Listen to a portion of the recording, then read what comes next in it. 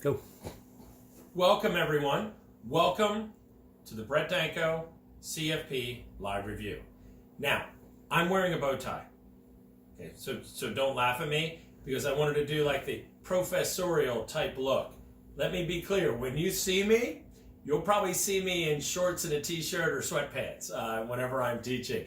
So this is a bit of a joke for me, but we're recording this today and I'm actually going to an event and I'm wearing a bow tie to kind of have some fun. So anyway, now let's talk about the CFP. You are about to enter into a journey, and that journey is going to be tough. Will you be able to get through it? Of course you'll be able to get through it. Have we gotten thousands and thousands and thousands of other students through it? Of course we have. And you will too. You will be passing in July, and that's the most important thing. So people say to me, well, what is it that I need to know here? Well, I need you to know that this is a journey. And I need you to know that I don't want you getting overly concerned that, oh my God, I'm going to fail and the world is over. I need you to realize that you're going to be studying and studying and studying from now up until the day you pass the exam. And then you're going to find out you passed and you'll be all done. So I need you to keep perspective. I also need you to realize that the exam is difficult. It's subjective. You're going to be working through our material and you're going to say, well, I don't like this question. Guess what? You're not trying to get an A. You're just trying to get a pass. That's it. Don't worry about what that pass is. If you study, you put in the time, and you have a good positive attitude, you're going to be able to pass. That's the most important thing. So let's talk about some nitty-gritty.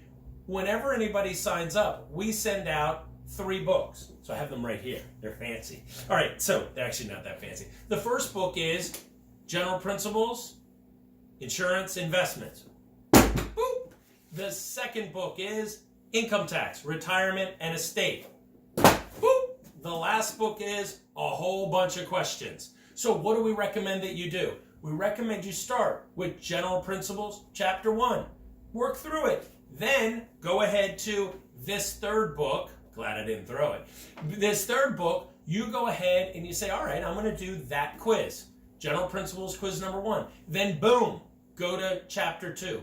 Don't worry about understanding it 100%, getting 100% on the quiz. Everything's open book. I want you to be open book when we're doing these because people say, well, shouldn't I be testing myself? The exam's months from now.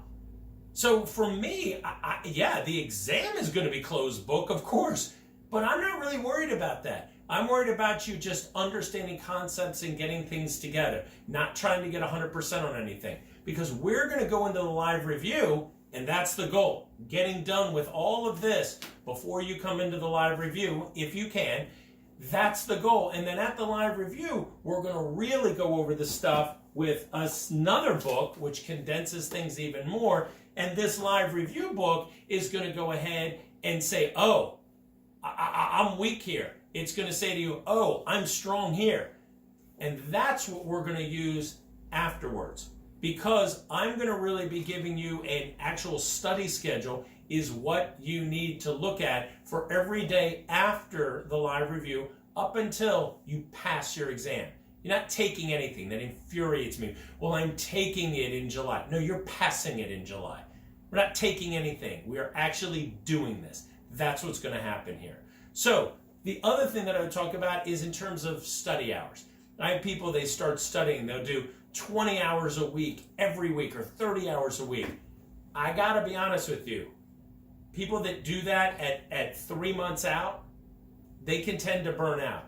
So how I want you looking at it in April. So for folks in April, 7 to 10 hours, 10 to 12 hours, maybe max a week.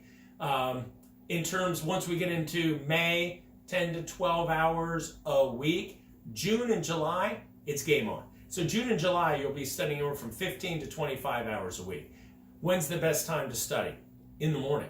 If you can set up your schedule. Some people can't, I understand that. You can set up your time to study in the morning, that's great. On the weekends, try and get out of bed and go ahead and study some, especially in the morning. And then go and live the rest of your life, do your day, all that stuff. You say, well, I'm a night person, so I'm better off studying at night. I got to tell you, for the vast majority of the population, like vast majority, in the evening, you're tired. So in terms of really learning difficult concepts, etc., you're just not as receptive to them. So maybe things that you're more comfortable with, you can look at at night, but on stuff that you really have to dig into and it's difficult for you, I'd probably try and do those in the morning. Like I wouldn't be doing difficult financial calculator questions, in the evening, just because I know that I get frustrated at night. Then I look at something in the morning, I'm like, oh, that makes sense.